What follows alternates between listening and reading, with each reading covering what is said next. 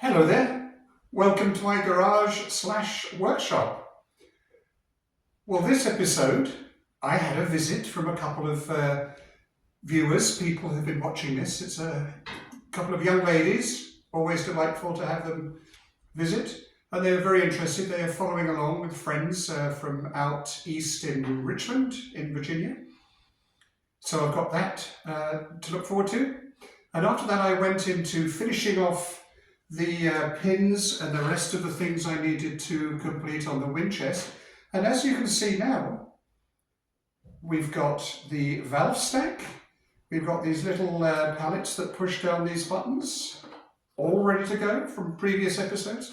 We've got this ready to go, and we have the vacuum bellows ready to go.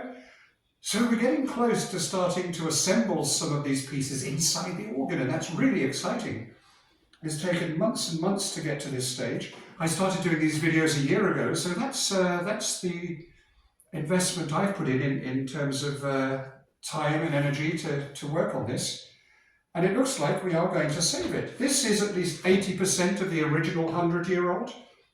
This is probably 50% of the 100-year-old, and this is a good 80%. All I've done is change the top. And I have rebuilt various bits and pieces, but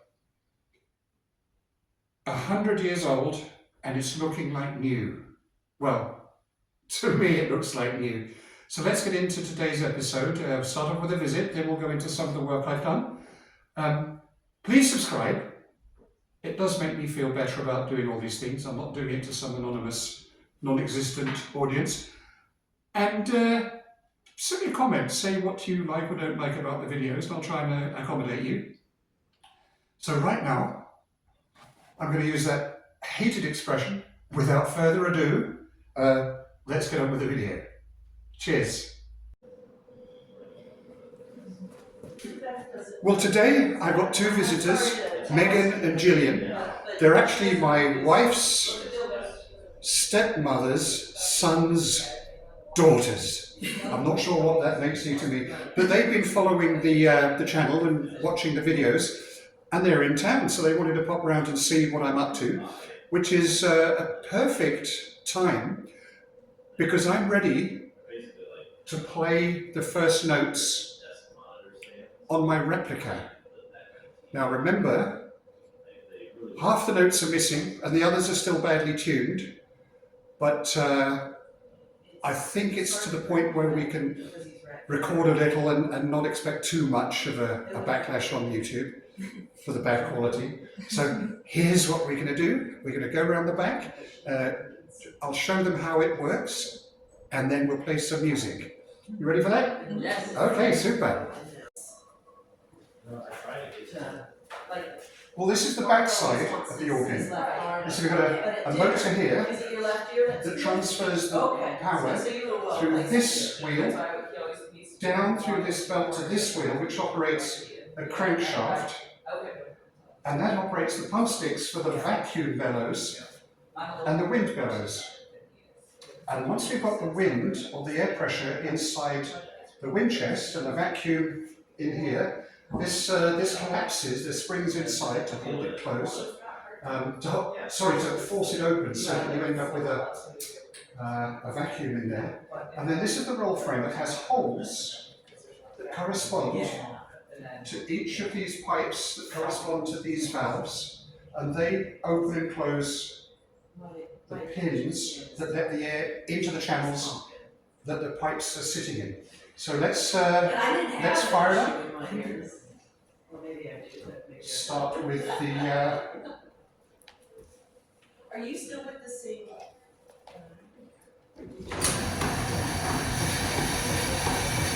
So you see how this has come up? That is now compressed air. And this is the vacuum. You see how that goes down and regulates itself. Let's see if we can play a little bit of music.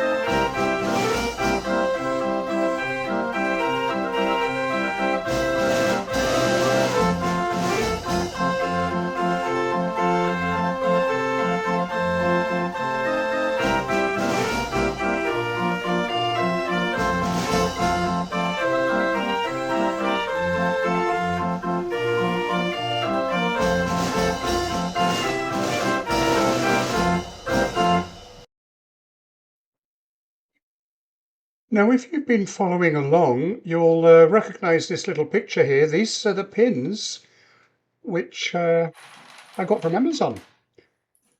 And I'm going to spray paint them and prepare them and put the pins in. Now, these little bits of wire that I'm putting them on so I can spray paint them, they're a different diameter than the actual pins, which is why they're going on so easily. These are narrower, they're thinner little bits of steel, just to make it easy for me to get them on there and then give them a quick spray paint. Now, I've never seen anyone spray paint these pins before. These are inside the organ, no one will see them much. But if you'll just bear with me, I like putting little bits of colour on things. Like here we have the inside of my replica, and I've used red for the push rods. Now, this is a bit more circusy, I think, a little bit more fairground, a bit more Tivoli. That's what I'm going for.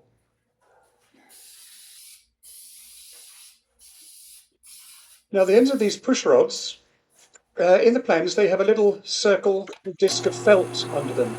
And the felt I've been using, it's not very strong. It's a bit flimsy, they come apart. So I'm going to use a piece of, small piece of packing leather. It's got plenty of nap on it to seal. I've always had trouble punching these out using a punch and a hammer. So this time I decided I'd set it up in the drill press and see how quickly I could get them out like this. A nice piece of wood underneath with a shape in it so that I can easily punch these out. It really just took a few minutes, whereas I remember struggling to punch out discs of leather of different types just using a punch and a hammer. This was so much easier. And these little drills, punches, they can be sharpened. It's a very easy matter to sharpen them up again.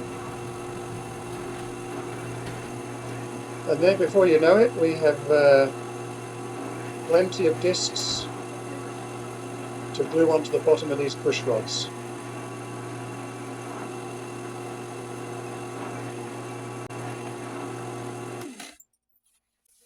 These now have to be glued onto the bottom of the pins, so I've got the pins still stuck where I sprayed them. I'm going to use hide glue, because hide glue is good for gluing leather to wood a little bit better than wood glue, I guess. I don't know if it makes any difference, but that's what I'm using. And just a little dab of hide glue, and then I can just press these onto the discs, which are the same size, obviously. Now, when I made these before, I actually punched a little hole in the middle of these leather discs so that you could easily push the metal rod through, but I got the discs, got the holes in, they weren't totally in the center, etc. So I'll show you how I'm going to fix that later. But for now, I'm just quickly gluing these leather discs onto the bottom of the push pins. It didn't take long, I think maybe half an hour, 45 minutes. And before I knew it, they were all lined up in a row, like soldiers.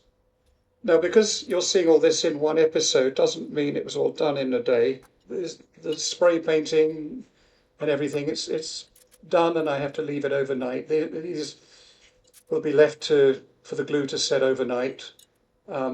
So it does take time. It spreads everything out over a few days.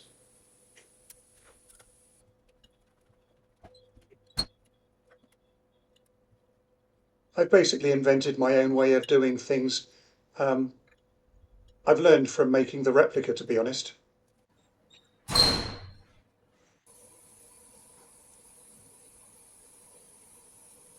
Well, I'm going to cut these little steel rods which go on the push pins, but I can't cut them to length because the holes inside these push pins are going to be different depths. So what I'm going to do is cut some that are oversized, and then we'll put them into the pegs, the push pins, and then we'll finalize the length after that. Now, in order to do that, I've done some cutting of this steel rod before using a hacksaw. Absolute pain in the butt. So what I've done is I've just bought a cheap metal, it's the same blade pattern as a hacksaw. Going to put it on here. If it gets ruined, it gets ruined. I don't care. It's a reasonably cheap way to cut this, I hope. We will see if it works. Right, let's get some cutting done.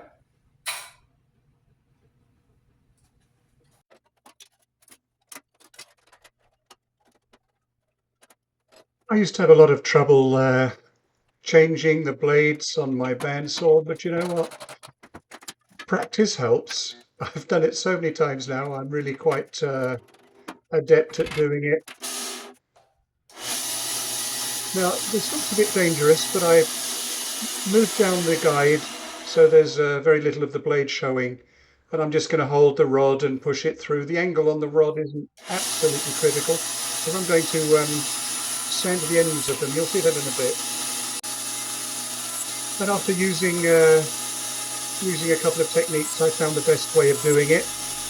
I did notice though that if I cut a piece of rod and then I actually touched the end of it accidentally, it was hot. So I burnt the ends of my fingers a couple of times. You know, you forget how what a strong thing friction can be. And there I've got them all ready for the next step.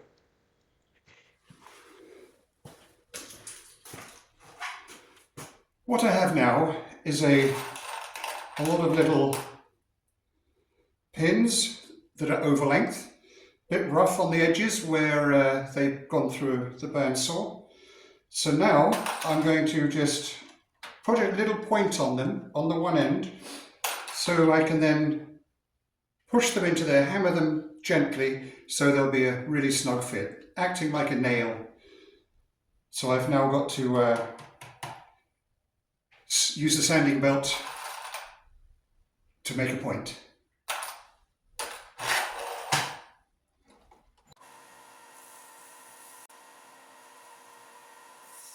Now it's just a normal, I think it's an 80 grit on the bandsaw, on the belt sander, and I'm just giving them a quick roll over on the end of it so that I've got a little sharpened point.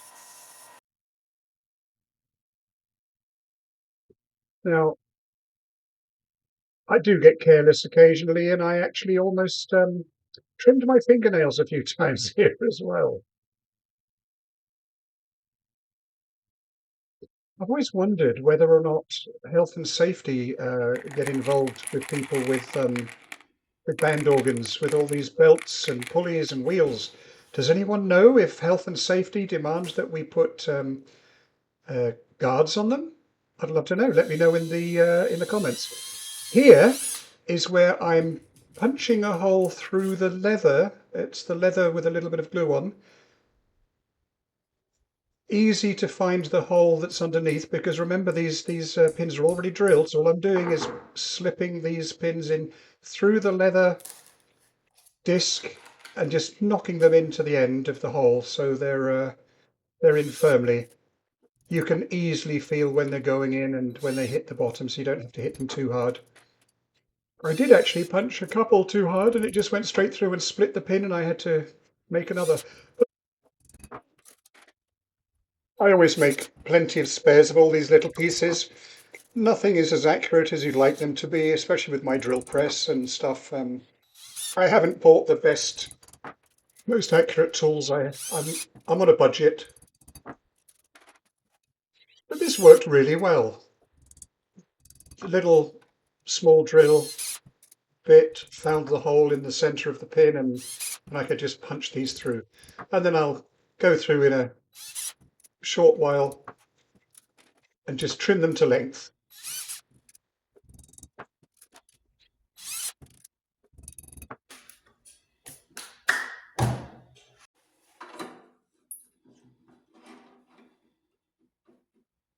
It's a quick matter to set up the bandsaw to the right width that this bar needs to be. Remember, I'm cutting it out of what looked to be a piece of scrap wood from the production process of the top of the Winchest. In actual fact, that scrap wood had the pilot holes in them the holes I'm going to drill now. So they should line up pretty much perfectly because of the way I'm doing it.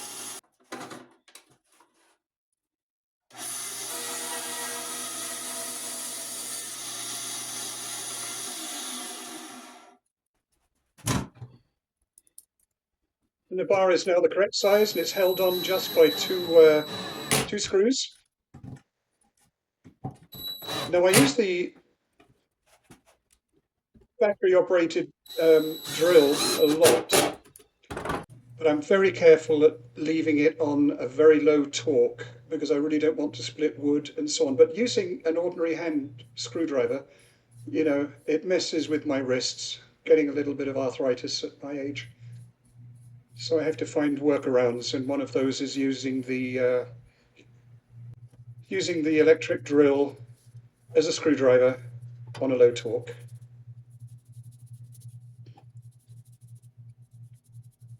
Now this I'm shellacking, same as the Windchest itself. It should be a contrast between the red pins and the nice orange shellac colour.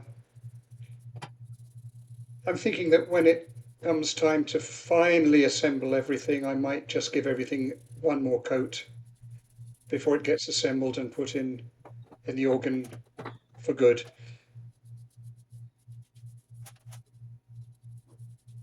And there we are, ready to install permanently, which is what I'm doing now.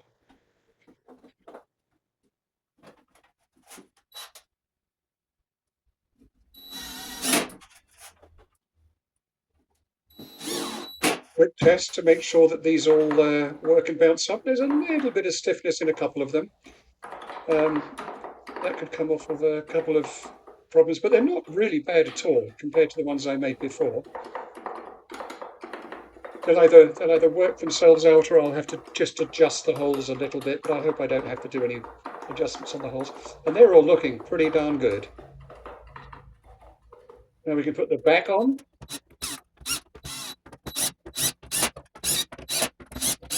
That reminds me, I've got to get a sign writer to write the organ serial number on there, just for posterity, but I'd like to do it. And there we are, it's all done.